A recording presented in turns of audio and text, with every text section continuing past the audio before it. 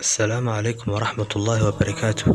Maanta waxaan doonayaa walaal inaan idinla wadaago taariikhdii uu lahaa qaadigii amba garsoorkii la odhan jiray Abuubakar al-Baaqilaani.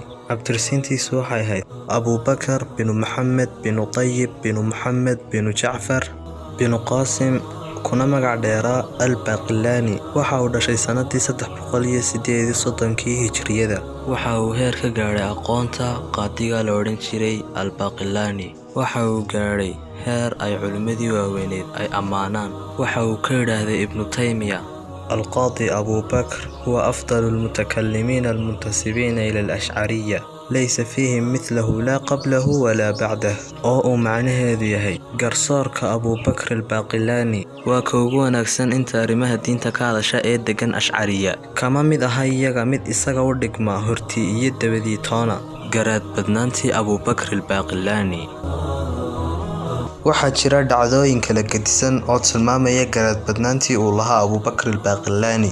waxaa dhacdooyinkiisii ugu caansanaa ka mid ahaa dhacdadii kulmisay isaga iyo boqorkii reer Ruum, taasoo Baaqilaani uu ku muujiyey garaad badnaantiisa hadal dhex maray isaga iyo boqorkii Ruum, taasoo amankaa ku reebtay boqorka iyo madaxweyntiisii garaad badnaanta ninkan awgeed. waxa uu ka dalbaday boqorkii Ruum khaliifkii wakhtigaa jiray inuu u soo diro mid ka mid ah culimada si uu su'aalo u weydiiyo. waxa uu doortay khaliifkiina Abuubakar al-Baaqilaani oo ahaa caalimka marka cilmi iyo garaad badniba laga hadlayo farta lagu fiiqo. markii uu ogaaday boqorkii Ruum in cidda loo soo diraya uu yahay Abuubakar al-Baaqilaani oo ku magac dheeraa sayfu sunna wa lisaan al-umma, oo uu macnaheedu yahay seefta sunnada iyo carabka ummadda islaamka, ayuu u maleegay dhagar si uu u yaso Abuubakar al-Baaqilaani uguna qasbo inuu u rukuuco isaga. si uu haddaba qorshahaasi ugu fulo, wuxuu amray madaxweyntiisii inay albaabka gaabiyaan.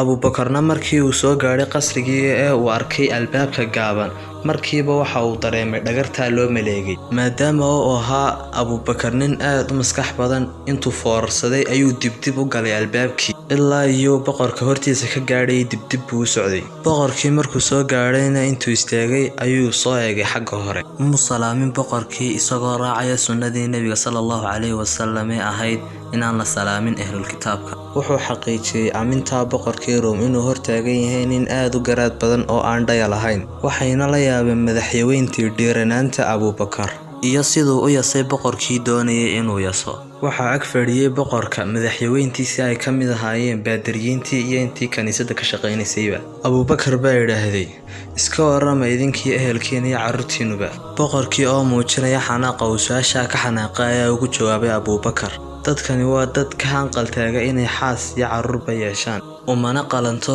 inay xaas amba carruur ay yeeshaan. Abuubakar baa yidhaahday: allaahu akbar, waxaad uga gallad sheegaysaan ood leedihiin uma cuntanto baadiriyiintani inay xaas yeeshaan amba ay carruur dhalaan. ilaahayna waxaad ku ladhaysaan Maryam oo aad leedihiin inna allaha thaalithu thalaatha. lacnadi ha idinku dhacdo waxyahow garaadka yari. intuu boqorkii xanaaqay isagoo afweyntaa leegahay yidhaah: maxaad ka odhan lahayd caayishadii sinaysatay? wuxuu ugu jawaabay Abuubakar al-Baaqilaani: caayishii iyadu way guursatay, laakiin waxaa may dhalin. maryamna iyadoon guursan ayay dhashay, laakiin annagu qur'aankaanu ku baryeelaynaa labadoodaba.